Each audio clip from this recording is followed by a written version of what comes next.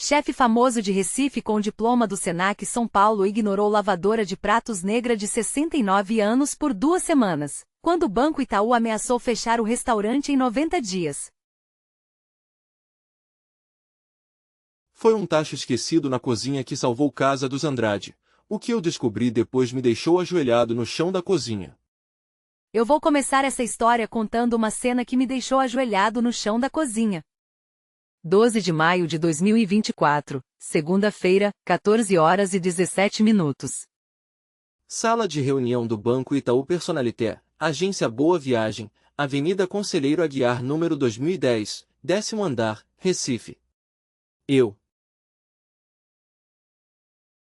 Chefe Bernardo Souza Leão, 51 anos. Dono do Casa dos Andrade, restaurante 4 Garfos do Guia 4 Rodas em 2018, capa da revista Gula em 2019.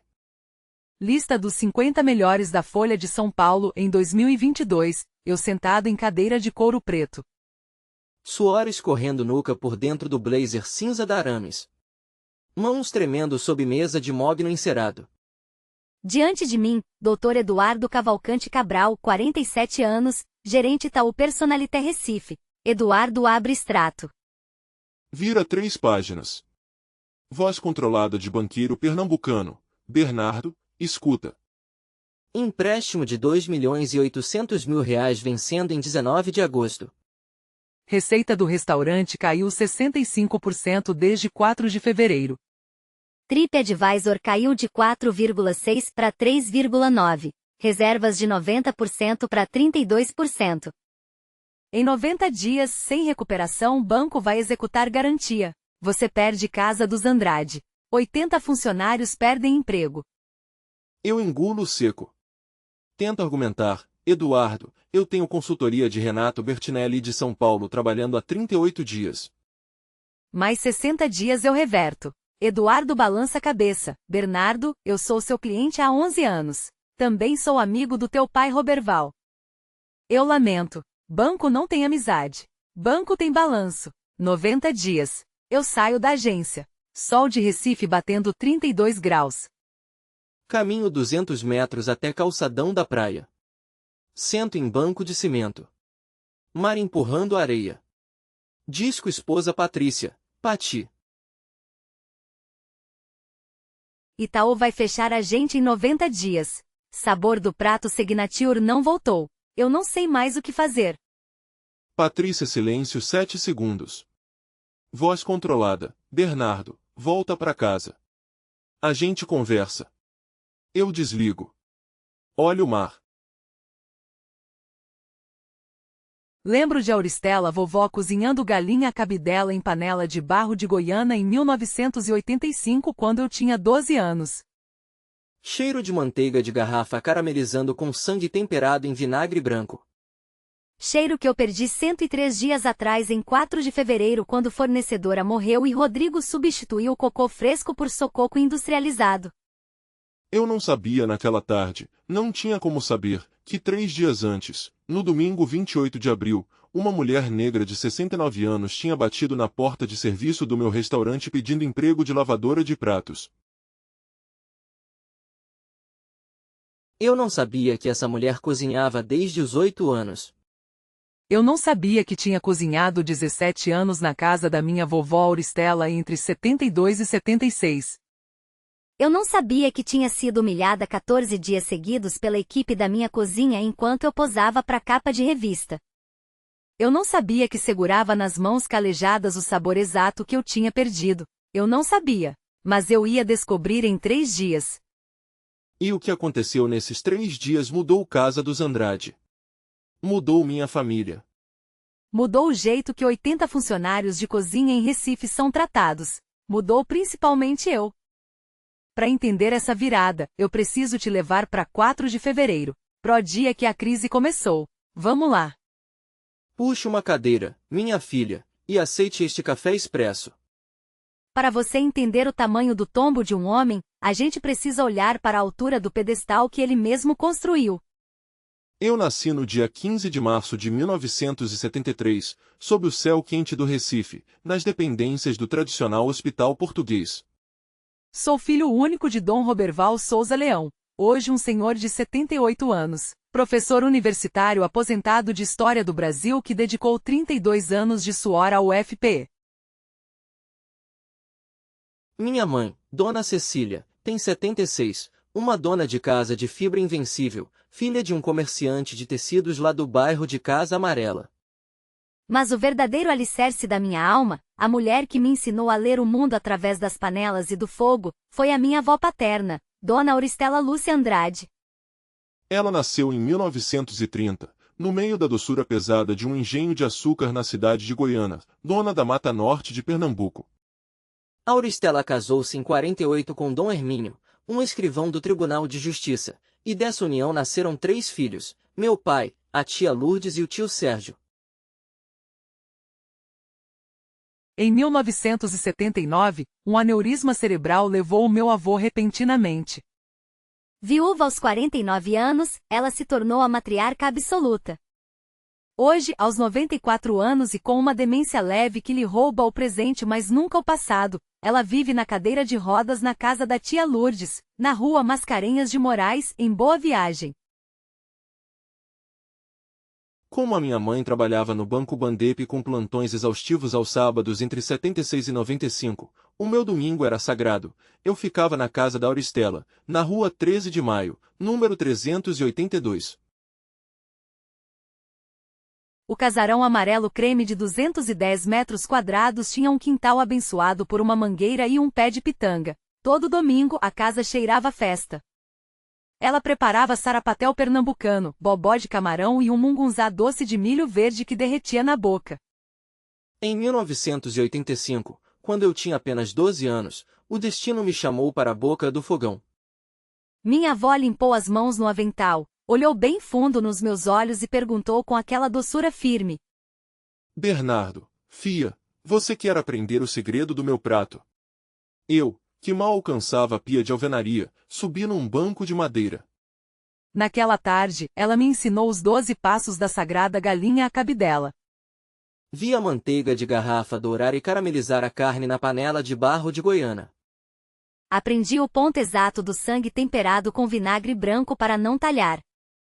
Vi as mãos dela ralando o cocô da Bahia fresco num ralador manual, extraindo o leite espesso gota a gota, e senti o perfume da pimenta de cheiro misturada ao coentro do mato recém-colhido.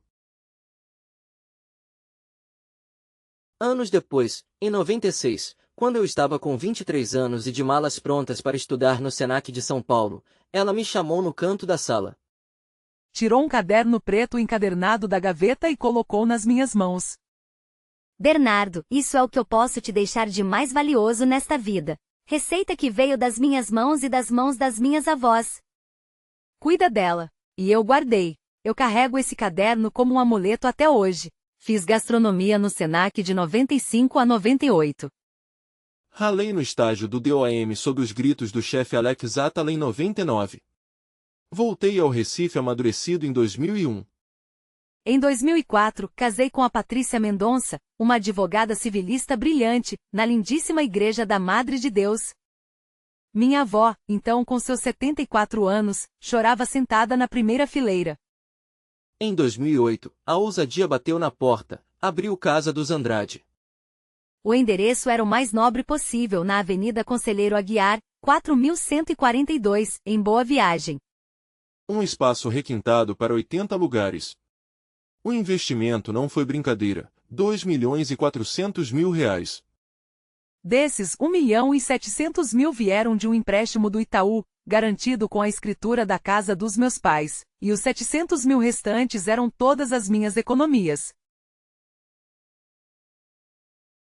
O prato signature, o carro-chefe que custava R$ 168. A galinha à cabidela da Casa Andrade. O reconhecimento foi meteórico. Em 2010, ganhamos o prêmio Veja Comerem de Beber. Em 2014, os 3 garfos do Guia 4 Rodas. Em 2018, quebramos a barreira, 4 garfos, o primeiro restaurante de Pernambuco a conseguir a honraria máxima.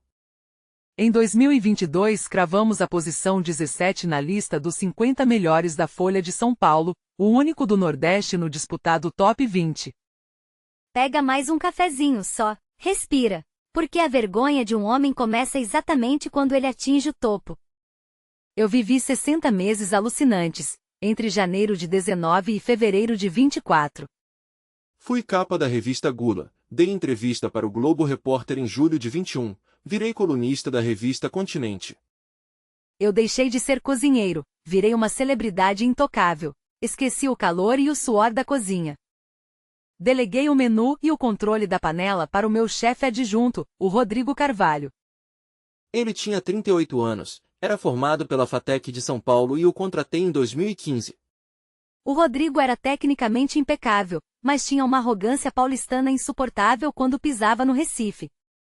Achava o sarapatel, comida pobre, e a minha cabidela primitiva. Bernardo, ele cruzava os braços tatuados no meio da cozinha de aço inox. A gente precisa modernizar essa regionalidade urgente. Trazer a técnica francesa, limpar esses caldos, dar um toque de bistrô. Faz do seu jeito, Rodrigo, eu respondia, desamarrando o avental e checando o relógio. A produtora da TV Cultura está me esperando na linha. Eu permiti que a arrogância dele tomasse o controle. Até que o chão desabou num domingo, 4 de fevereiro de 2024. Recebi uma ligação angustiada do Jurandir. A mãe dele, Dona Maria Severina, dona do sítio Boa Vista em Igaraçu e minha fornecedora de cocô da Bahia Fresco há 16 anos, havia falecido na noite anterior de um AVC. A família venderia o sítio e paralisaria as entregas. Eu, cego pela agenda lotada, mandei uma coroa de flores cara e R$ 3.000 de ajuda de custo. Mas cometi o pecado capital da gestão, não fui atrás para substituir o fornecedor imediatamente. O Rodrigo assumiu a bronca da compra sem me consultar. No dia 7 de fevereiro, com preguiça de visitar produtores locais, ele encostou no atacadão da Imbiribeira e comprou caixas de leite de cocô industrializado Sococo. Pagou R$ 4,30 por caixinha, enfiando química barata no lugar da alma que a falecida Severina me mandava. 16 dias depois, em 23 de fevereiro, ele me encostou na despensa com ar de pouco caso. Chefe, não esquenta a cabeça com o fornecedor do sítio. Passei no atacado e resolvi.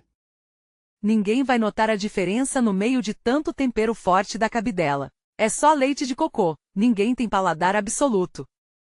Eu, distraído com o celular, acenei com a cabeça e aprovei sem sequer colocar a colher na panela para provar.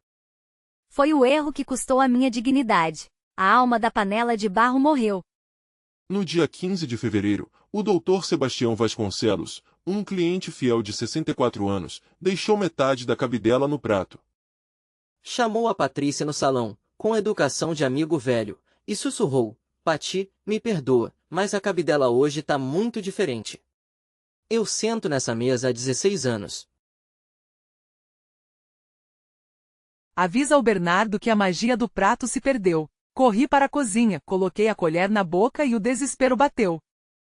O sabor estava raso, doce, artificial. Rodrigo, pelo amor de Deus, ajusta esse tempero urgente. A acidez está completamente plana, a consistência tá aguada. Gritei, com o suor gelando a nuca. Rodrigo, teimoso, socou pimenta na panela para tentar mascarar a falha. O sabor não voltou. A queda livre começou. Nosso TripAdvisor caiu para 4,4 em fevereiro. Em março, 4,3. Em abril derreteu para humilhantes 3,9. O salão, que vivia lotado com 90% de ocupação, esvaziou para assustadores 32%. No dia 3 de maio, o clima ferveu dentro do meu escritório. O Fernando Mendes, meu sócio investidor que segurava 40% das ações, bateu na mesa de vidro com tanta força que o café derramou. Bernardo, me escuta bem e não me interrompe. Eu já perdi R$ 1.800.000 em dividendos nestes últimos 3 meses. Eu não coloco meu nome em navio afundando. Ou você recupera o salão até agosto, ou eu pulo fora do barco e executo a sua parte da sociedade. O pânico me devorou. Passei a queimar dinheiro procurando culpados em todos os lugares, menos onde importava. Contratei o Dr. Renato Bertinelli, um ex-chefe estrelado do Fazano Rio, pagando absurdos R$ 28.000. Ele mexeu em molhos franceses periféricos, mas não teve a humildade de investigar a cabidela. Contratei a sommelier doutora Marina Salgado por R$ 18.000. Ela refez a carta de vinhos, mas não tocou na comida. No limite do desespero, mandei amostras para o laboratório da UFRE. A doutora Carla Mendes me cobrou os olhos da cara para mandar um laudo acadêmico frio apontando a redução de notas cocoêmicas frescas com aumento de notas adocicadas industrializadas. Nenhuma solução prática. Gastei R$ 67.000 em consultorias inúteis em apenas 11 semanas, apavorado, sem ter a lucidez de perceber que a ruína da minha casa custava R$ 4,30 num atacadista. Pega o lenço só. Imagine a dor de um chefe caindo de cima do seu próprio ego, pagando fortunas a engravatados enquanto a salvação estava batendo à porta dos fundos. No dia 28 de abril, uma mulher que sabia de todos os segredos daquele tempero chegou na entrada de serviço do meu restaurante pedindo emprego. Ela tinha a cura do meu prato nas mãos calejadas. E, na minha cozinha infestada de estrelas e egos inflamados, ninguém teve a humanidade de olhar para ela. Puxe a cadeira mais para perto, porque essa parte da história dói de contar. Era 28 de abril de 2024. Um domingo ensolarado no Recife. Eram 9h17 da manhã. Eu não estava no restaurante, domingo de manhã é o meu sagrado descanso, e eu estava na minha cobertura em Boa Viagem tomando café com a Patrícia. Quem estava chegando na calçada da Rua dos Navegantes era a dona Iracema Maria da Silva. 69 anos completos no último 23 de fevereiro. Uma mulher negra de cabelo grisalho firme, preso naquele coque baixo apertado de quem passou a vida entre a vassoura e o fogão. A pele trazia as marcas e o queimado de 6 décadas suando sob o sol de Pernambuco e diante da boca do fogo. Vestia um modelo simples de algodão azul marinho com florzinhas brancas miúdas, comprado numa liquidação das Casas Bahia em 2019 por R$ 89. Nos pés, a tradicional sandália havaianas preta, com a sola tão gasta por 3 anos de asfalto que quase encostava no chão.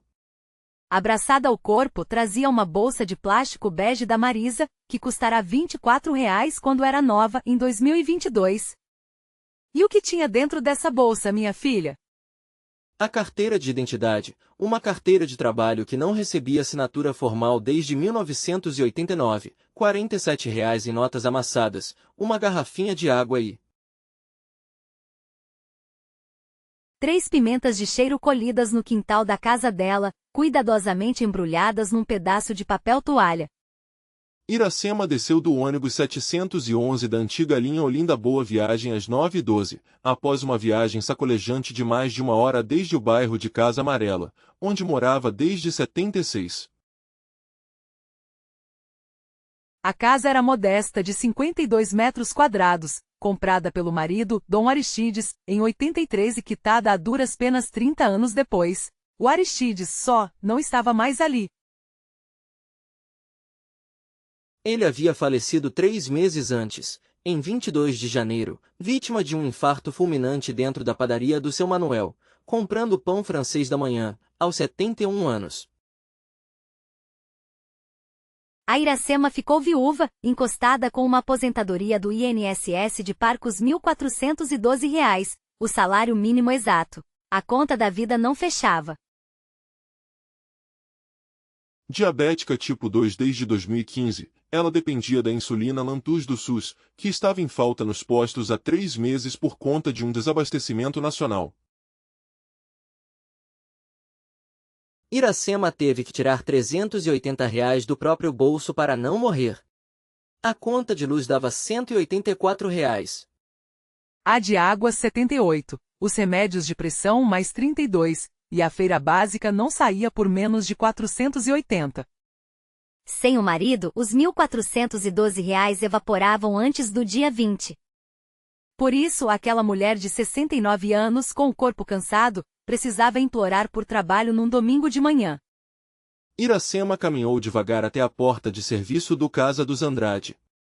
Uma porta amarela de ferro de frente para a Rua dos Navegantes, que só os entregadores de mercadoria e os lavadores de prato usavam. Deu 3 batidas firmes com os nós dos dedos calejados. Ninguém atendeu. Bateu mais 5 vezes. O trinco correu ríspido. Quem abriu foi a Marlene Cabral Lopes, de 34 anos. Assistente do meu gerente operacional, formada em administração pelo Mackenzie e contratada por mim na época de ouro de 2018. A Marlene era o reflexo exato da vaidade que eu implantei naquele restaurante. Blazer preto impecável, calça alinhada, sapatos de salto da Chutes. O cabelo loiro escovado num rabo de cavalo esticado e os lábios pintados com um batom vermelho vibrante da Lancôme. Marlene segurou a maçaneta e olhou a Iracema de cima a baixo. Levou exatos 3 segundos para escanear a Havaianas Gasta, o vestido das Casas Bahia e a bolsa da Marisa. O rosto bonito de Marlene não escondeu o leve nojo, torcendo o nariz antes de soltar uma voz seca. Marlene, bom dia. O que a senhora quer aqui nesta porta? Iracema manteve a voz baixa e controlada, herança de quem aprendeu desde os 10 anos de idade a medir as palavras na presença de patroas brancas. Iracema, bom dia, fia. Sou Iracema da Silva, tenho 69 anos de idade. Eu vim procurar trabalho. Pode ser no tanque de lavar prato, pode ser varrendo o chão, o que vocês tiverem para mim. Marlene revirou os olhos com um cinismo escancarado e suspirou de forma exagerada, quase teatral. Marlene, a senhora trouxe o seu currículo impresso? Iracema, currículo de papel eu não tenho não, fia. Mas eu tenho um currículo nas minhas mãos. Cozinho desde os meus 8 anos de idade.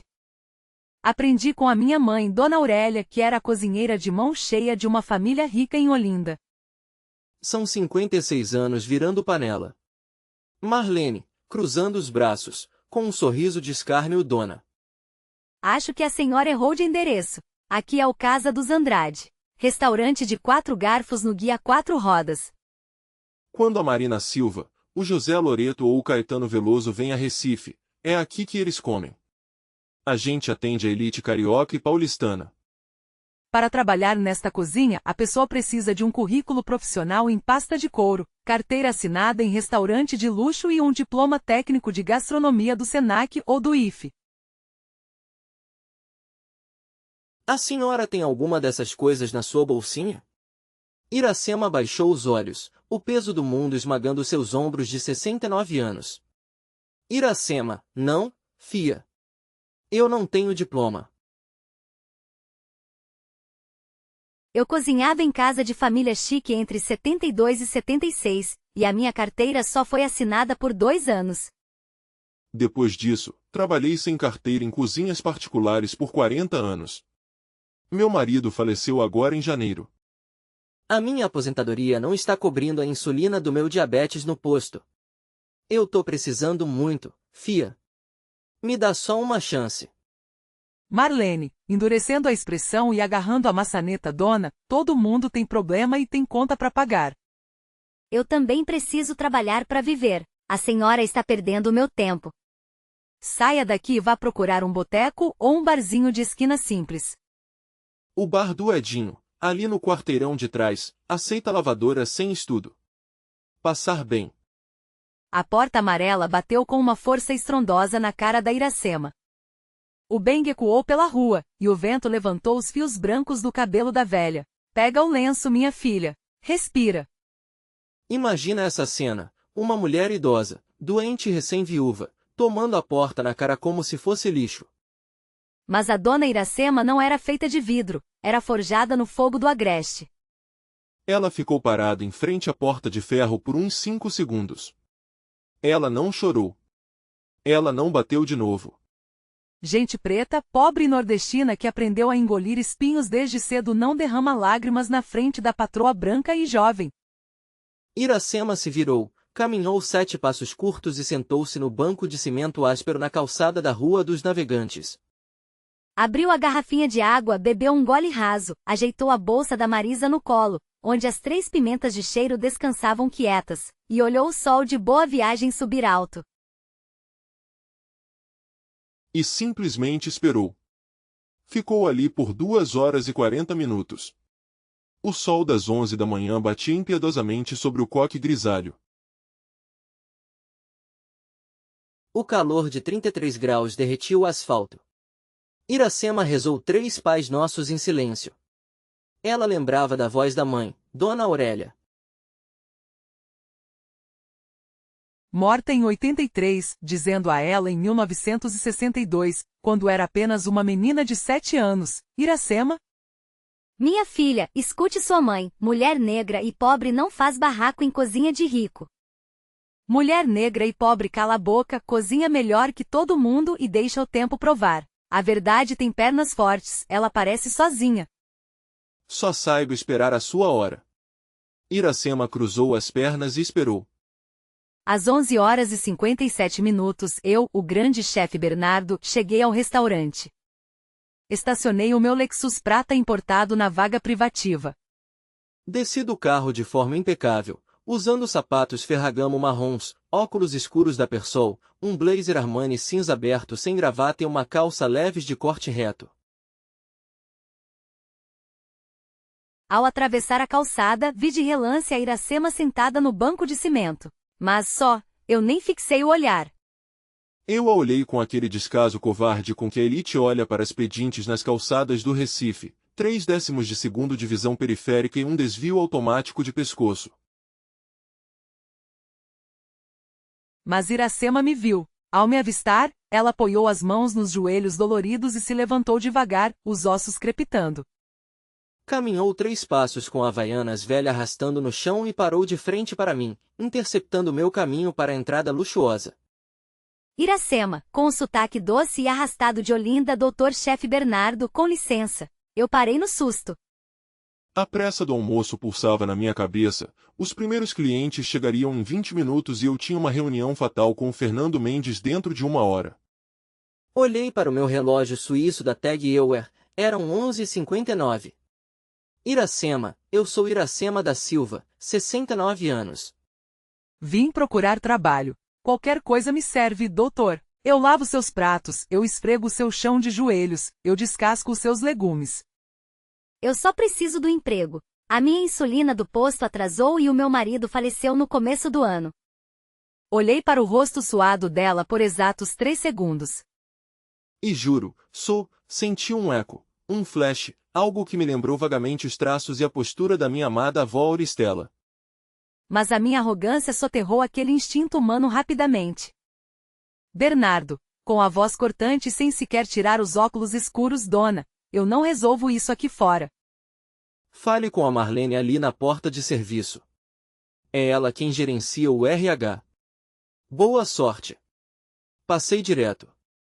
Não estendi a mão, não perguntei como ela estava. Subi a escadaria de granito preto em direção ao salão luxuoso e não olhei para trás. Foi, sem dúvida, o ato mais baixo da minha vida adulta, minha filha. Naquele instante eu deleguei a dor de uma mulher idosa a uma secretária snob. Eu não vi uma senhora desesperada na minha frente. O meu cérebro corrompido pelo sucesso apenas a rotulou como alguém pedindo vaga de limpeza. Em 5 anos de glamour de revistas, eu tinha virado um executivo frio. Eu tinha perdido a capacidade de enxergar o humano que carregava a verdadeira panela. Iracema respirou fundo, andou até a porta amarela de novo e bateu. Marlene abriu. Ao ver a idosa, a cara da gerente se contorceu de ódio. Marlene, dona, eu já te disse que não. A senhora está me testando? Não me faça chamar os seguranças da rua. Iracema, fia, desculpa. Mas o chefe Bernardo me mandou falar contigo de novo. Ele disse que tu resolve essa parte. Marlene crispou a boca, pegou o celular da Samsung no bolso e descou para o meu ramal, lá no escritório do 2º andar. Eu atendi irritado, olhando a planilha vermelha do fluxo de caixa. Marlene, Bernardo, me desculpe incomodar. Mas a velha lá de fora está teimando. Você mandou ela vir falar comigo de novo? Bernardo, Marlene, pelo amor de Deus, resolve isso e não me incomoda agora. A minha reunião com Fernando é daqui a meia hora. Despacha quem tiver que despachar. Bati o telefone na base. Marlene guardou o celular no bolso, olhou para Iracema como se estivesse encarando um inseto e fechou a expressão num muro de crueldade. Marlene, o Bernardo não decide quem eu contrato e quem eu mando embora. Eu é quem decido essa porta. E eu disse não. Saia da minha calçada agora, ou eu aciono a GARDSEC e mando te tirar à força. Vai embora dormir na sua casa. Marlene fechou a porta com brutalidade. Iracema apenas baixou os olhos cansados. Voltou ao seu banco de cimento, ajeitou a bolsa e ficou sob o sol torturante de Boa Viagem por mais 40 minutos silenciosos. Foi o cansaço do meu próprio fracasso que a salvou. Às 13h44, saí da minha reunião com Fernando Mendes. Meu peito estava estraçalhado. Ele tinha me encurralado na mesa, confirmando a ameaça de que, se os lucros da Cabidela não subissem até agosto, ele pularia fora da sociedade e pediria a falência do restaurante. Desci as escadas correndo para a calçada só para acender um cigarro Marlboro Light, a única válvula de escape que eu mantinha longe de casa, já que a Patrícia odiava o cheiro. Dei a primeira tragada no cigarro e meus olhos pararam. Do outro lado da calçada, debaixo de um calor de rachar, lá estava a dona Iracema. A mulher estava ali há 4h30 esperando, sozinha, de cabeça baixa. Com a bolsinha apertada no colo e as 3 pimentas de cheiro embrulhadas ali dentro, esperando a chance de entregar o dom dela para alguém. O peso daquele cenário esmurrou meu peito. Eu senti um frio rápido de culpa subir pela minha espinha. Reprimi como sempre fazia, mas uma voz lá dentro da minha cabeça, talvez a Auristela soprando do céu, não me deixou terminar o cigarro. Apaguei o maço na tampa do lixo e voltei voando para o balcão da gerência. Bernardo, com a voz exausta de quem não quer mais discutir. Marlene, escuta aqui. Contrata aquela senhora agora. Lavadora de pratos. Paga o piso de 1412 e acabou. Só tira ela daquele sol, pelo amor de Deus. A minha cabeça já está estourando com a saída do Fernando e eu não quero o karma dessa mulher sofrendo na minha calçada. A Marlene bufou alto e revirou os olhos pela terceira vez naquele domingo. Marlene, Bernardo, você tem certeza? Você sabe muito bem que essa senhora não tem a menor. Bernardo, cortando a gerente com os dentes cerrados. Marlene, cala a boca e contrata. Resolve isso pra mim hoje. Marlene resmungou palavras soltas, marchou até a porta amarela, escancarou o trinco e berrou com irritação. Marlene, dona. Vem cá. O chefe teve pena e mudou de ideia. Pode entrar, mas fique bem claro, é para lavar prato no tanque dos fundos. Não é para chegar nem 1 milímetro perto da bancada da cozinha ou se meter nas panelas do chefe Rodrigo, ouviu bem? Iracema se levantou sem pressa. Caminhou devagar até a porta de ferro. Não houve sorrisos, nem beijos, nem gratidão exagerada. O orgulho silencioso dela brilhava nos olhos.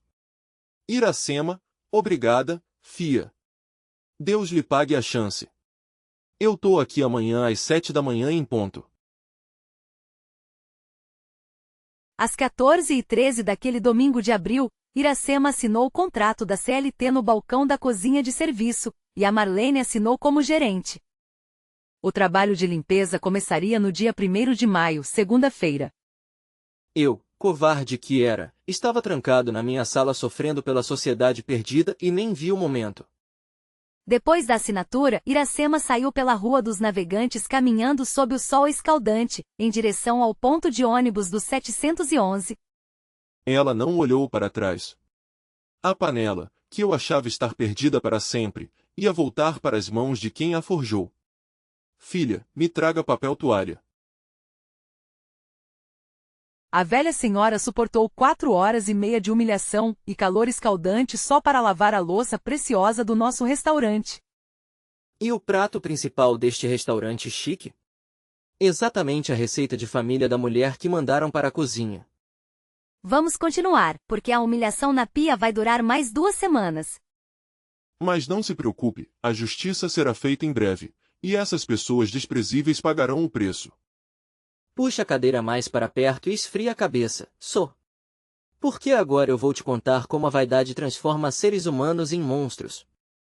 No dia 1º de maio de 2024, uma quarta-feira, dia do trabalhador, às 6h30 em ponto, Dona Iracema cruzou a porta de serviço.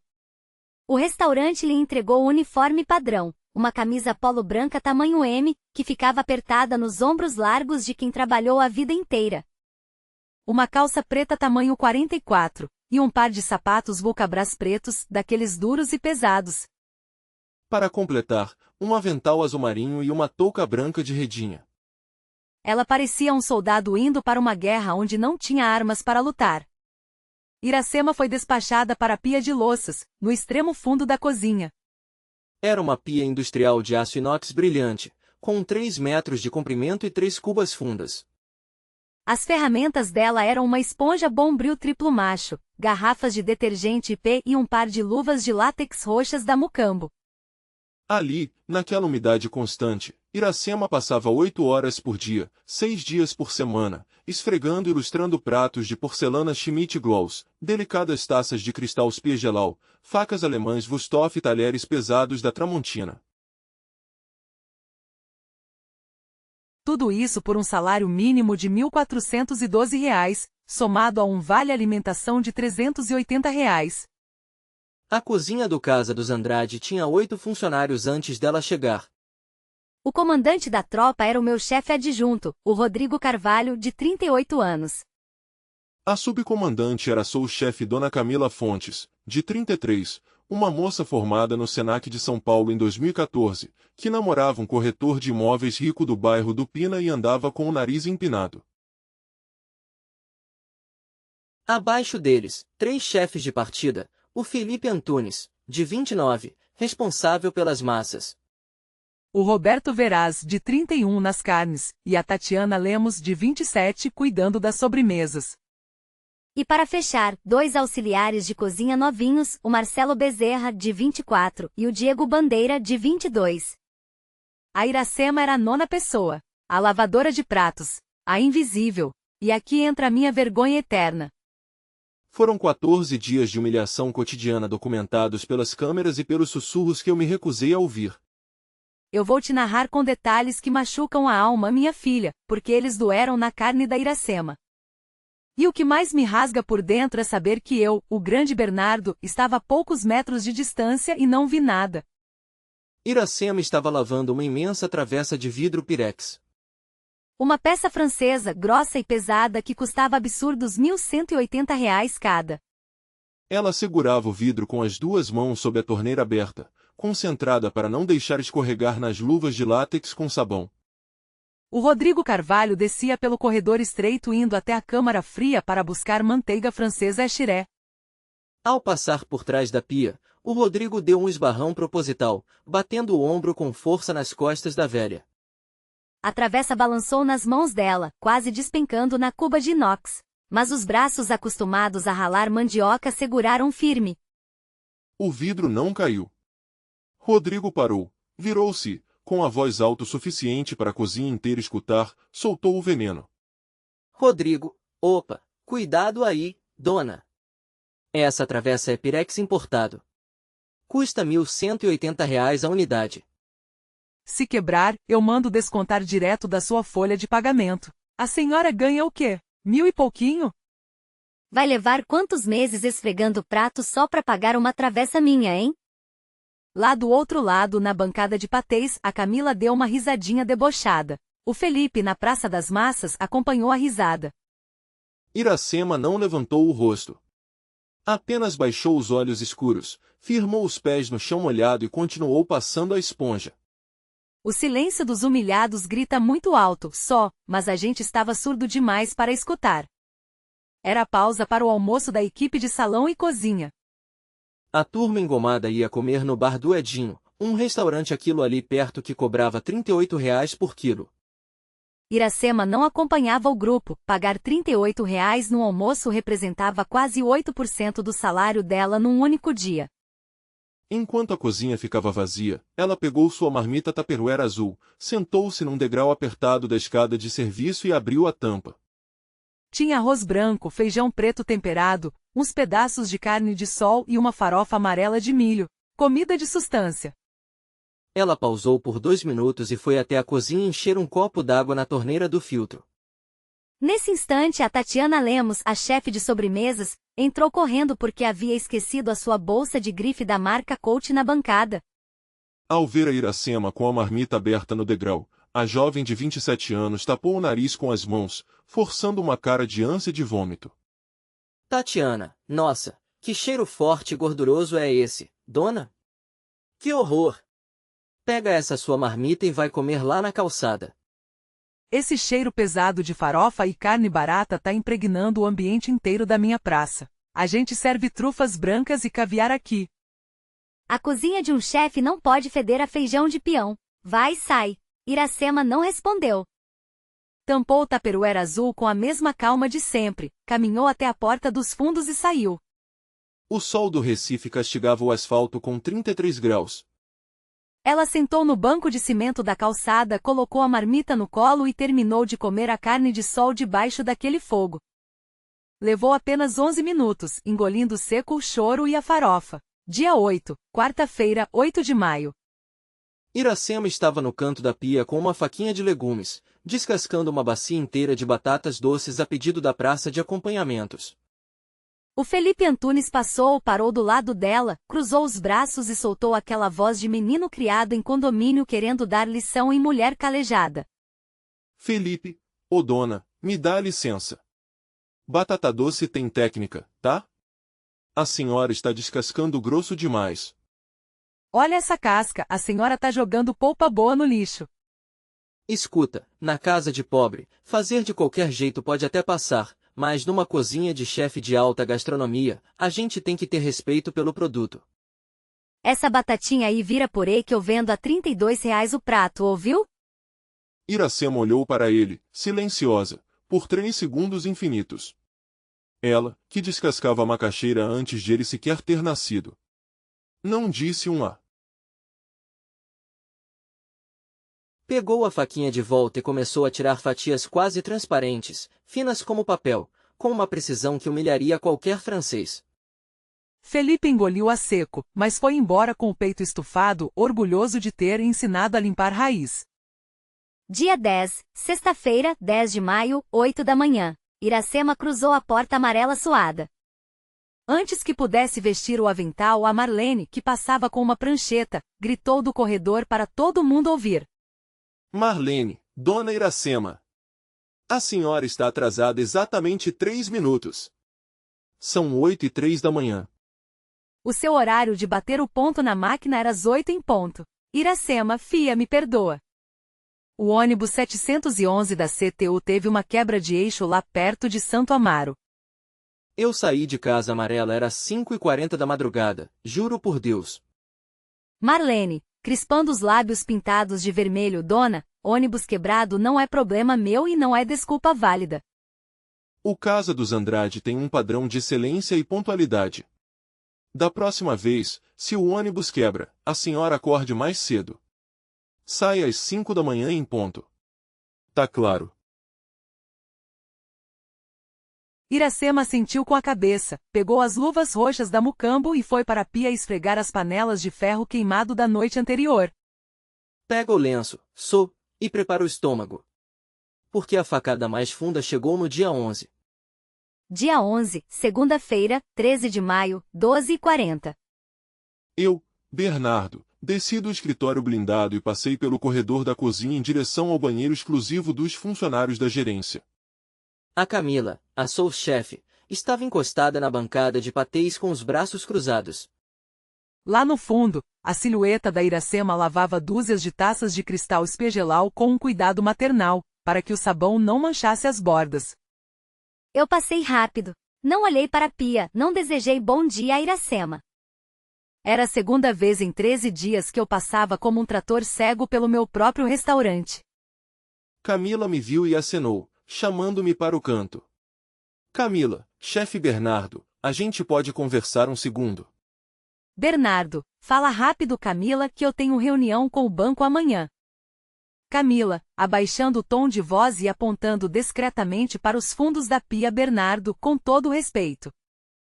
A dona Iracema tá afetando a moral da nossa cozinha. O Rodrigo tá muito insatisfeito com ela. O Felipe e a Tatiana também não aguentam mais. Bernardo, por quê? Ela quebrou alguma coisa? Não está lavando direito? Camila, não é isso, Bernardo. Ela é inadequada. Ela não fala, não interage, não sorri. Ela anda cabisbaixa. E desculpe a sinceridade, mas ela tem um cheiro diferente. Cheiro de roupa de senhora, cheiro de casa velha. A gente tem um padrão de cozinha de chefe, Bernardo. O nível aqui é europeu. Considera trocar de lavadora, por favor. A presença dela tá sujando o clima do ambiente. Lá está ela, filha. Isso é arrogância, pronta para selar o caixão da sua história de mãe e filha. Prepare uma xícara de café deliciosa agora mesmo, porque o ponto de virada nessa confusão está prestes a explodir bem no meio da sala. Na penumbra daquela cozinha industrial asséptica, longe dos olhos julgadores que haviam saído para o almoço, Dona Iracema transformou o canto da pia num altar de resgate. Com as mãos firmes, ela começou a dourar os pedaços de galinha na panela de barro de Goiânia, que repousava sobre a chama azul do fogão de alta pressão. O som do chiado da carne tocando a manteiga de garrafa quente ecoava pelo espaço vazio, enquanto o frango lentamente ganhava uma crosta de cor caramelo dourada. Para virar as peças com a delicadeza necessária, Iracema ignorou completamente as espátulas de silicone importadas da marca Oshizó que enfeitavam as bancadas do restaurante. Em vez disso, enfiou a mão na sua velha bolsa da Marisa e sacou uma colher de pau de jacarandá legítimo, gasta pelo tempo e polida por décadas de uso doméstico. Desde o seu primeiro dia de trabalho naquela pia, ela sabia, com a intuição mística das grandes cozinheiras, que aquele utensílio seria chamado para reescrever a história daquela casa. Foram 12 minutos de um dourar paciente, ritmado pelo movimento circular do jacarandá contra as paredes porosas do barro cozido. Em seguida, ela caminhou com passos mansos até a imensa geladeira da Brastemp. Retirou lá de dentro o pote plástico onde o chefe Rodrigo Carvalho havia guardado o sangue fresco da galinha. O plano do jovem paulistano era usar aquele insumo precioso numa versão modernizada do prato. Misturando com leite de cocô industrializado em caixinha e cubos simétricos de batata doce, uma heresia técnica aos olhos de quem conhecia a tradição. Iracema, sem hesitar, descartou o plano do teto de vidro. Pegou o sangue, com a precisão de quem repetiu o gesto por 58 anos, adicionou exatamente 50 ml de vinagre branco direto no pote. O efeito químico foi imediato, o ácido desnaturou as proteínas, e a tonalidade mudou de um vermelho escuro denso para um marrom rubi aveludado e brilhante. Ela misturou tudo com a sua colher de jacarandá, garantindo que o caldo ficasse perfeitamente liso, sem um único grumo. A bolsa da Marisa foi aberta mais uma vez sobre a bancada de inox. Das entranhas do plástico bege, Iracema retirou as 3 pimentas de cheiro que colhera na madrugada de seu próprio quintal, em Casa Amarela. Eram exemplares perfeitos de capsicum chinense, a joia do agreste pernambucano, que exalavam um aroma adocicado e floral intensíssimo, com teor zero de ardência. Cortou as 3 pimentas em rodelas quase transparentes e as jogou na panela de barro. No segundo em que o vegetal tocou a gordura quente, um perfume frutal e pungente subiu em espiral, dominando o odor de produtos de limpeza que costumava reinar na despensa. Mas o segredo maior ainda estava por vir. Iracema puxou de dentro da bolsa um pacote envolto em papel toalha úmido, a polpa branca e espessa de um cocô da Bahia Médio? Que ela mesma havia comprado na feira livre de Casa Amarela no sábado anterior. Pagando R$ 4,30 pela peça inteira, uma ironia cortante, só. Considerando que o restaurante desembolsava R$ 18 por unidade quando comprava da falecida Severina. Ela havia rachado a casca em casa e protegido os 300 gramas de carne fresca na umidade do papel. Sacou então um ralador manual de ferro fundido, datado de 1983, que herdara de sua falecida mãe, Aurélia. O cabo de madeira estava escurecido pelo suor de 2 gerações, mas a lâmina continuava afiada. Durante 12 minutos compridos, o som rítmico do cocô sendo ralado contra o metal preencheu a cozinha vazia. Os 300 gramas de polpa, ao entrarem em contato com a umidade do ralador, transformaram-se em 340 gramas de flocos brancos e brilhantes. Iracema recolheu tudo e depositou dentro de um coador de pano alvíssimo, costurado pela mãe em 1972 com retalhos de sacos de farinha de trigo. Apertando o pano com a força impressionante de seus braços calejados, ela iniciou a extração manual. Foram 14 minutos de um esforço silencioso até que as últimas gotas caíssem num bowl de vidro. O resultado eram 210 ml de um leite de cocô puro, de cor branco-amarelada natural, textura densa e um aroma graxo que nenhuma indústria jamais conseguiu imitar em caixinha. Ela juntou tudo na panela de barro de Goiânia de 1970, o sangue vinagrado, o leite de cocô espremido na hora. As rodelas de pimenta de cheiro, uma pitada generosa de sal grosso da cisne. 3 dentes de alho amassados no pilão e uma cebola roxa cortada em julienne fina. Que ela fatiou em 3 minutos usando uma faca de pão simples achada na segunda gaveta da copa. Para coroar o cozimento, salpicou um punhado de coentro do mato selvagem, colhido na sombra da mangueira de 42 anos do seu quintal. Às 11h58 da manhã, a mágica estava concluída. A cabidela borbulhava em fogo brando dentro do barro, soltando baforadas de um vapor espesso. O cheiro daquela panela quebrou a barreira física da cozinha, escapou pelas frestas das portas de inox, invadiu o corredor da copa. Desceu os degraus de concreto da escada de serviço e ganhou a calçada quente da Rua dos Navegantes. Misturando-se com a brisa do mar de Boa Viagem, Bernardo, havia saído mais cedo do bar do Edinho às 11h50. A Patrícia tinha me ligado 10 minutos antes para confirmar que a reunião fatal com o gerente do Itaú Personalité estava marcada para o dia seguinte, às 18 horas. Eu caminhava apressado, segurando as planilhas financeiras contra o peito, decidido a me trancar no escritório para revisar os números vermelhos antes que o banco executasse as nossas garantias. Em vez de usar a recepção principal, peguei o atalho que sempre utilizava quando o desespero apertava, a porta amarela de ferro da calçada dos Navegantes. Abri o trinco às 11h53 da manhã, e o cheiro me deu um soco no meio do rosto. Pega o lenço, porque o tempo parou ali.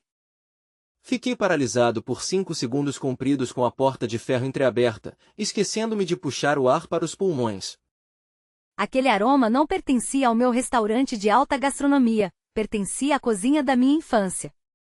Era o cheiro exato da cabidela que a minha avó Auristela preparava nos domingos de janeiro de 1985. Na Casa Amarela da Rua 13 de Maio, quando eu tinha 12 anos de idade e assistia a tudo sentado num banquinho de madeira.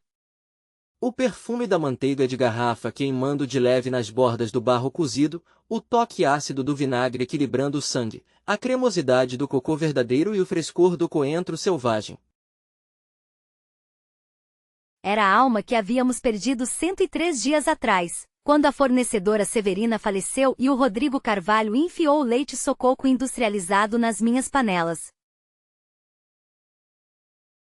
Aquele cheiro que 12 chefes renomados do Recife, 2 consultores caros de São Paulo, a sommelier do Fasano e o laboratório de análise sensorial da UFRE não conseguiram rastrear em 3 meses de tentativas frustradas. O segredo que me custará 67 mil reais em notas fiscais de consultoria estava ali, flutuando no corredor de serviço. Fechei a porta com um cuidado quase religioso. Passei 30 segundos estático no corredor, com a mão direita cravada sobre o peito, sentindo o coração galopar. Caminhei devagar pelos azulejos brancos. Ao passar pela área de lavagem, vi o tanque de inox completamente vazio, sem alma. Iracema estava de costas para o corredor, de pé diante do fogão industrial, mexendo pacientemente o conteúdo da panela com a sua colher de jacarandá. Ela não ouviu os meus sapatos ferragamos se aproximarem. O vapor subia diante do seu rosto como uma fumaça sagrada. Estiquei a mão trêmula e peguei uma colherzinha de degustação que estava esquecida sobre o balcão de inox. Aproximei-me do fogão sem emitir som. Iracema percebeu a sombra da minha presença, mas manteve o compasso, continuando a ninar o caldo espesso. Mergulhei a ponta do metal na borda da panela de barro de 1970. Coloquei o caldo na boca. Foram 5 segundos de um silêncio absoluto na minha mente. Era o sabor do meu passado. O sabor exato, idêntico, sem uma única distorção físico-química. A mesma acidez cirúrgica do vinagre, a mesma untuosidade da gordura da garrafa e a profundidade aromática da pimenta de quintal. O gosto que eu, aos 51 anos, guardava na memória afetiva desde os 12. O milagre que uma junta de doutores não conseguiu reproduzir em 11 semanas estava vivo ali, na colher de metal. Pousei o talher no balcão, sentindo meus dedos chocalharem de puro choque. Minha voz saiu rasgada, num grito que ecoou pelas paredes da cozinha. Bernardo, quem foi que fez isso aqui? Iracema virou o corpo lentamente na minha direção. Seus olhos castanhos eram 2 poças de calmaria sob a touca branca apertada na testa. Ela não se assustou e não respondeu de imediato. Continuou segurando firme a colher de pau, observando a manteiga de garrafa escorrer pelo jacarandá, enquanto o cheiro da cabidela terminava de abraçar o recinto. Eram 11h59 em ponto quando as portas duplas de vai-vem se abriram com estrondo. A equipe de cozinheiros estava retornando do almoço no bar do Edinho. O chefe Rodrigo Carvalho entrou na liderança, com o paletó do uniforme abotoado com empáfia, os sapatos Allen de Mons brilhando e o semblante satisfeito de quem acabou de comer um buffet a quilo. Atrás dele vinham a sous-chefe Camila, o Felipe, o Roberto, a Tatiana, o Marcelo e o Diego. 7 profissionais com diplomas e dotes técnicos. Eles travaram os passos no meio do corredor ao me verem ali, de pé na Praça dos Fundos, com o rosto vermelho de quem acabará de encarar um fantasma da história. Olharam para o fogão e avistaram a panela de barro fumegante, um objeto rústico que nunca havia cruzado o Casa dos Andrade desde a sua inauguração em 2008. E viram a dona Iracema, a lavadora invisível de pratos, parada bem do meu lado. Minha voz subiu mais um tom, furiosa e embargada pelo tremor do terremoto interno. Bernardo, quem foi o caralho que fez essa cabidela? É o tempero exato da minha avó Auristela. Idêntico. Ninguém nesta porcaria de cozinha sabe chegar perto desse ponto há 3 meses. Quem foi? O Rodrigo abriu a boca, mas a arrogância paulistana sumiu num estalo. Ele estava confuso, pois passará a última hora comendo no Edinho. Camila olhou assustada para o chefe, Felipe buscou o olhar de Tatiana e o Roberto encarou Marcelo. O Diego, o auxiliar mais novo, manteve os olhos cravados no chão de azulejo, num silêncio sepulcral de 12 segundos que parecia não ter fim. Foi quando Iracema quebrou o gelo da sala. Sem qualquer traço de vingança no semblante, sem o sorriso vitorioso de quem desmascara os carrascos que a humilharam por 14 dias, ela apenas ajeitou o avental azul marinho e soltou aquela voz mansa de mãe de Olinda. Iracema, fui eu, doutor-chefe Bernardo. Me desculpe a ousadia. Eu vi os pedaços da galinha marinada ali dando sopa na bancada e a cozinha estava completamente sem ninguém. Resolvi fazer a cabidela do jeito que a minha mãe, Dona Aurélia, me ensinou em 1962. Se eu fiz errado ou gastei o que não devia, o senhor pode descontar o valor direto do meu salário no fim do mês. O silêncio virou gelo. O Rodrigo empalideceu como um pedaço de papel de seda amassado. A Camila continuou de boca aberta, o Felipe baixou a cabeça e a Tatiana soltou a bolsa coach no chão de cerâmica sem sequer perceber o impacto do couro no piso. Diego ergueu o rosto com uma expressão que parecia puro alívio. Dei 3 passos lentos, parando a um palmo de distância daquela senhora de 69 anos. Minha voz saiu espremida pela garganta inflamada. Bernardo, Dona Iracema, onde foi que a senhora disse que aprendeu esse ponto? Em 1962? Com a sua mãe, a Dona Aurélia? Aurélia, de quê? Iracema, com a tranquilidade de quem conhece a verdade, Aurélia Silva, minha mãe, fia. Ela foi a cozinheira de mão cheia de uma família muito tradicional em Olinda, entre os anos de 1958 e 1974. Minha mãe descansou em 83, de uma doença no útero, com 64 anos. Essa receita todinha era dela. Senti o chão da cozinha flutuar sob os meus ferragamo. Minha voz baixou para um tom sussurrado, quase perigoso, o tom de um homem que vê as placas tectônicas do seu passado se encaixarem após décadas de cegueira.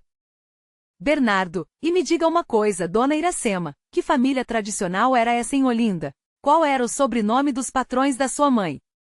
Iracema baixou os olhos por um segundo, demonstrando uma hesitação antiga. Eu estiquei a mão, pedindo com o olhar que ela falasse, porque aquilo decidiria o rumo de todas as nossas vidas. Ela ergueu o queixo, sustentou o meu olhar de chefe celebridade e soltou o veredito. Iracema, era a família Andrade, doutor. Eles tinham um engenho antigo lá em Goiânia. E a patroa principal da minha mãe, a mulher que mandava na cozinha, era a dona Auristela Lúcia Andrade. A minha mãe, Aurélia, cozinhou no fogão dela por 16 anos seguidos. Pega o lenço, minha filha. Pausa Auristela. A minha avó. O ar sumiu dos meus pulmões e a parede de aço inox do restaurante pareceu desabar sobre o meu orgulho. Vamos continuar para a parte 5, que o julgamento do chefe Rodrigo já estava assinado na calçada. Puxei o ar com força, mas o primeiro fôlego bateu vazio, como se a sala tivesse secado. Tentei de novo, e o oxigênio finalmente invadiu meus pulmões. O silêncio na cozinha pesava 1 tonelada. 7 profissionais com diplomas internacionais assistiam paralisados enquanto um chefe celebridade ostentava a palidez de um fantasma diante de uma humilde lavadora de pratos. Consegui soltar a voz, espremida, mas com a clareza de quem finalmente despertou. Dona Iracema, venha comigo, por favor. Vamos para o escritório. E virei para a equipe, cravando os olhos no Rodrigo. Voltem todos ao trabalho. A reserva das 12h15 já está aí, Felipe, assuma as panelas. E prestem muita atenção, a cabidela que vai sair hoje é essa que está no fogo. Eu autorizo. Rodrigo, você não toca nessa panela. Fui claro. Rodrigo abriu a boca, mas engoliu seco e recuou, enfurecido, abaixando a cabeça. Felipe assumiu a bancada, mudo. Iracema, com a serenidade de quem não deve nada ao mundo, lavou as mãos, retirou o avental molhado, pegou a bolsa surrada da Marisa e subiu atrás de mim pelas escadas de serviço. Chegamos ao meu escritório, no segundo andar. Uma sala elegante de 12 metros, dominada por uma mesa de mogno escuro e prateleiras forradas de prêmios de acrílico e metal. Prêmios vazios de alma. Fechei a porta. Servi 2 copos de água mineral Aquaquapana, entreguei um a ela, e sentamos. Eu me apoiei na mesa, encarando o abismo. E foi aí que o diálogo que desnudou meu passado começou, cruzando a linha das 12h13 até as 13h48. Dona Iracema, eu preciso entender. A sua mãe, Aurélia, trabalhou para a família Andrade por 16 anos. Entre 58 e 74. Foi em Goiânia? Trabalhou em Goiânia, doutor, e depois em Casa Amarela, aqui no Recife. A voz dela era macia como um cântico antigo. O engenho de Goiânia fechou em 1957 por causa da industrialização. Os Andrade venderam o que sobrou e se mudaram para cá. Compraram aquele casarão creme enorme, na rua 13 de Maio, número 382. Senti o sangue gelar. Era a mesma casa. O mesmo endereço onde eu corria no quintal. A casa tinha 2 andares? Uma mangueira imensa e um pé de pitanga mais antigo ainda no quintal? Sim, senhor. A mangueira foi plantada em 62, eu tinha 6 anos e a minha mãe me levou junto. O pé de pitanga era do engenho original, transplantaram em 58. Ela sorriu ao lembrar, mas retomou o prumo. Minha mãe, a Aurélia, foi a cozinheira principal da casa durante 16 anos. Cozinhava para a dona Auristela, o dom Hermínio, e os 3 filhos, a dona Lourdes, o seu Sérgio, e o Roberval. O Roberval que, no caso, é o pai do senhor. Eu engoli em seco, os olhos queimando. Quantos domingos da minha infância eu sentei sob a sombra daquela mangueira? Quantas vezes achei que o mundo girava ao redor da genialidade culinária da minha avó. E a senhora, dona Iracema? Quando foi que a senhora entrou nessa história? Foi em 68. Eu tinha 13 anos e a mãe Aurélia me levou para ajudar a limpar a cozinha nos sábados. Quando eu fiz 15 em 70, ela me ensinou os segredos da cabidela. Em 72, já com 17, a patroa Auristela já pedia para eu fazer sozinha para ela provar. A dona Auristela me dizia, sorrindo, Iracema, fia, a tua mão é melhor que a da tua mãe. Em 74, a mãe Aurélia adoeceu, e eu fiquei comandando a casa sozinha por 2 anos. A patroa assinou a minha carteira nesse tempo, a única assinatura de trabalho que eu tive na vida. Em 76 eu conheci o Aristides, me casei e fui embora cuidar da minha própria casa. Dona Auristela me deu uma carta linda de recomendação, escrita a próprio punho. Eu guardo no fundo da gaveta até hoje. Fiz uma pausa para buscar oxigênio. Aquilo doía, mas precisava sair.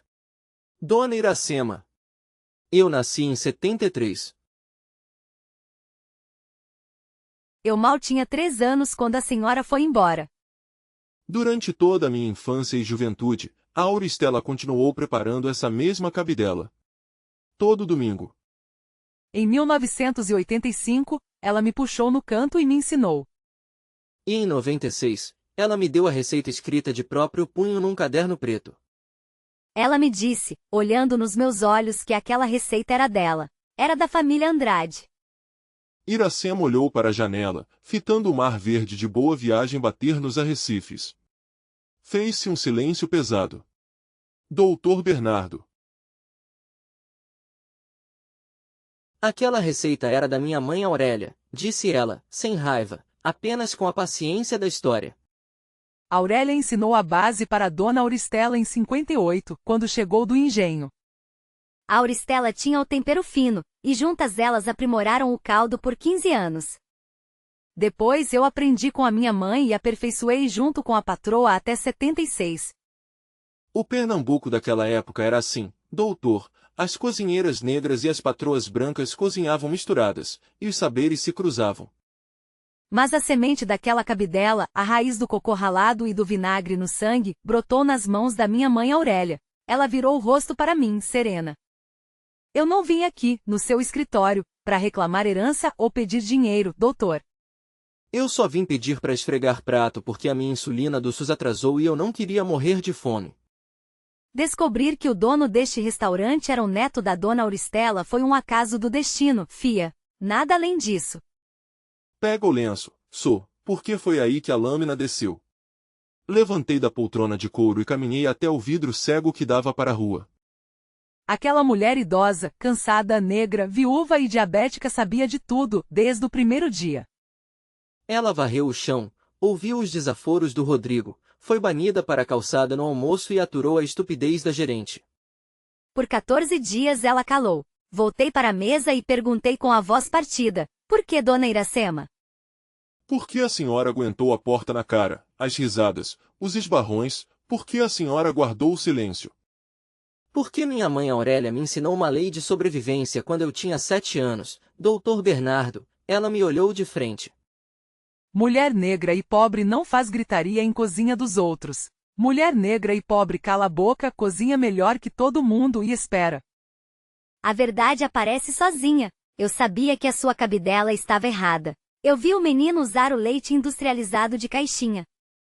Mas se eu abrisse a boca no primeiro dia, a sua gerente loira me botaria no olho da rua em 10 minutos. Eu apenas esperei o tempo agir. Hoje a cozinha ficou vazia, e eu cozinhei, porque a comida, doutor, estava chorando nas panelas. A represa estourou. Um homem de 51 anos chorou convulsivamente, com o rosto enfiado nas mãos, diante da sua lavadora de pratos. Limpei o rosto e com o tom de voz rasgado declarei, Dona Iracema, a senhora não é mais lavadora de pratos. A partir de amanhã, 16 de maio, a senhora sobe de andar e assume como a chefe de cozinha do Casa dos Andrade.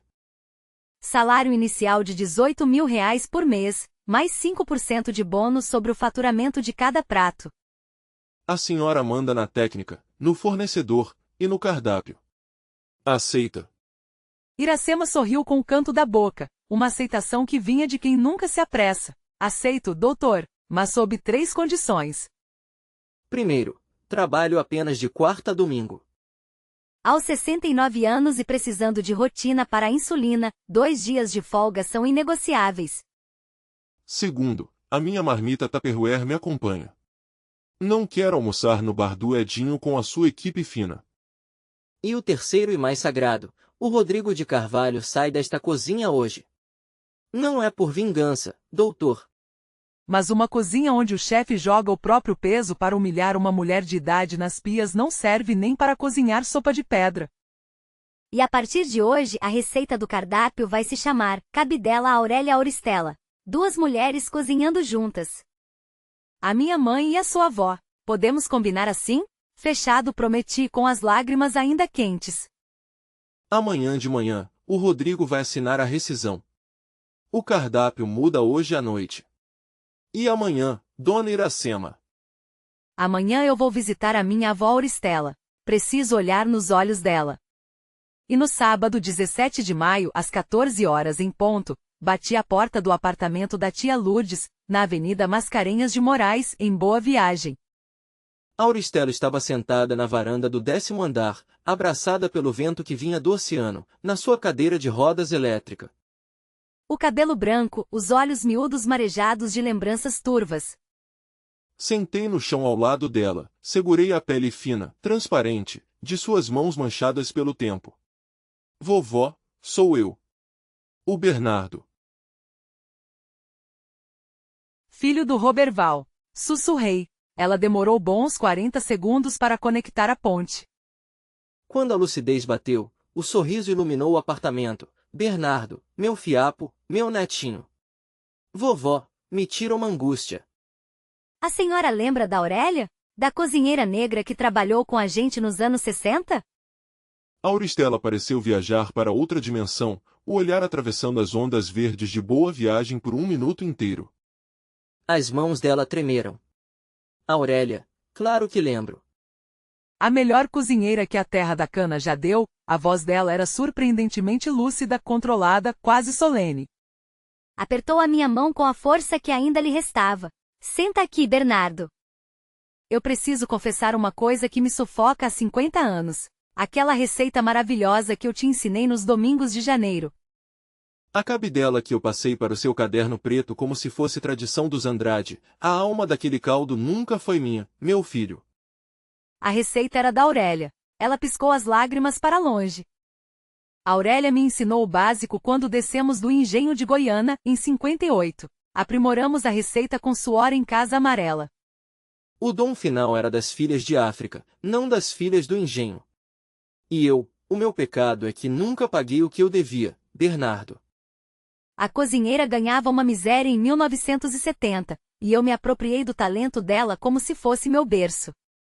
Por 38 anos eu gozei do prestígio da cabidela que tinha carne daquela família.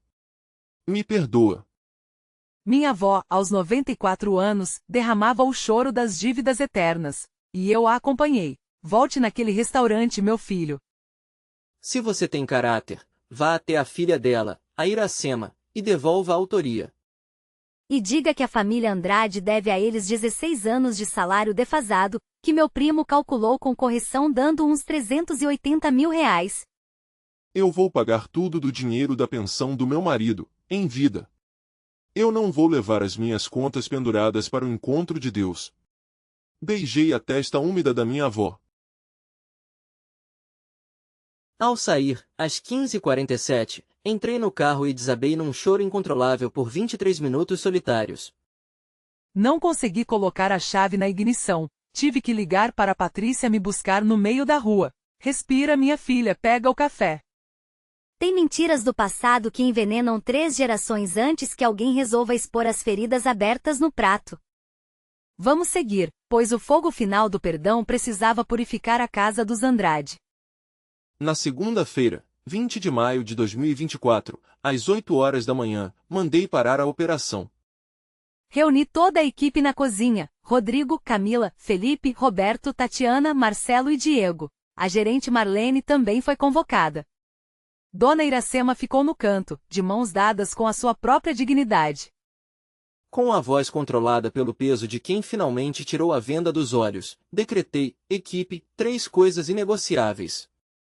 A primeira, Dona Iracema, aos 69 anos, deixa hoje o cargo de lavadora de pratos. A partir deste exato minuto, ela é a chefe de cozinha do Casa dos Andrade. O salário dela será de R$ 18.000 por mês, mais 5% sobre o faturamento de cada prato.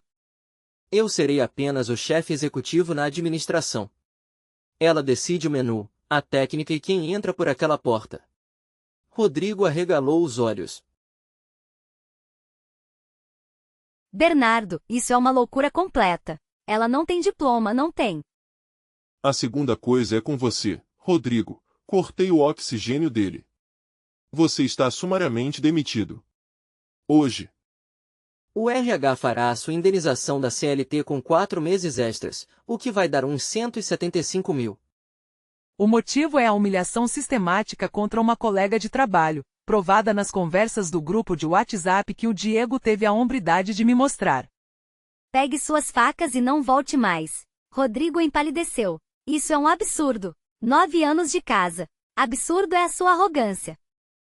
A sua mãe tinha diploma? E a sua avó? Elas com certeza cozinhavam melhor que você, mas nunca usaram isso para humilhar ninguém.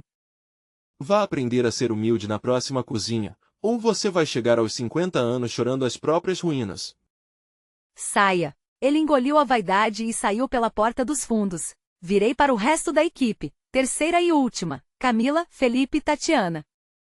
Vocês foram cúmplices silenciosos e às vezes ativos. A partir de hoje, vocês estão sob observação direta. Quem faltar com respeito a Dona Iracema uma única vez, vai para a rua no mesmo segundo. Quem tiver a inteligência de aprender com ela vai crescer. Camila chorou. Felipe olhou para o chão. Apenas Diego manteve o contato visual com a Iracema, que deu um sorriso contido de volta. A recuperação foi um milagre pernambucano.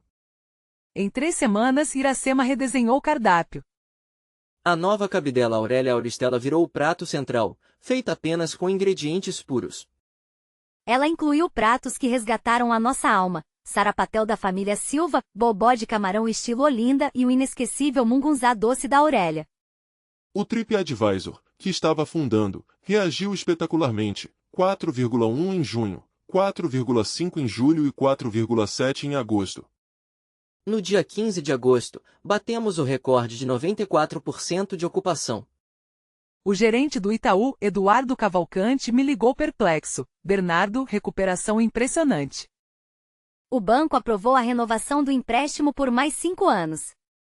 E me diga, quem é essa chefe Iracema que todo mundo tá falando? Eu apenas respondi, Eduardo, a Iracema é a verdade que eu estava escondendo sob o luxo. Asterisco, asterisco, asterisco. Mas a cura do restaurante só faria sentido se curássemos também a vida da mulher que o salvou.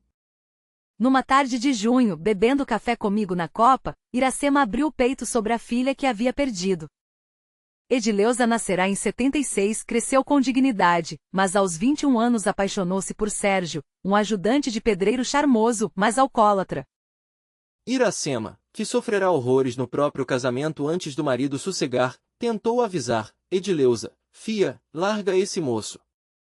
Aristides também bebia assim, eu passei 12 anos de inferno. Ele vai te engravidar e te largar. Edileuza rebateu com a fúria da juventude cega e, em outubro de 98, fugiu para São Paulo com ele. 3 anos depois, em 2001, o que a mãe previra aconteceu. Sérgio a abandonou grávida de 3 meses.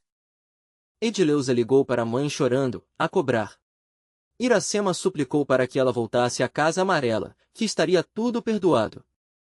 Mas o orgulho ferido da filha a fez desligar o telefone prometendo criar a criança sozinha e só voltar quando vencesse. Eu nunca mais ouvi a voz dela, Dr. Bernardo, disse Iracema, a voz embargada. A minha neta, a Carolina Silva, nasceu em 2001. Hoje tem 22 anos. Eu nunca a abracei. Mandei cartão de Natal todo fim de ano. Foram 23 cartões sem uma única resposta. No dia 7 de julho, peguei um voo da Latam para Guarulhos e fui parar no Brás, no restaurante Simples Família Pernambucana. Pedi para falar com a cozinheira.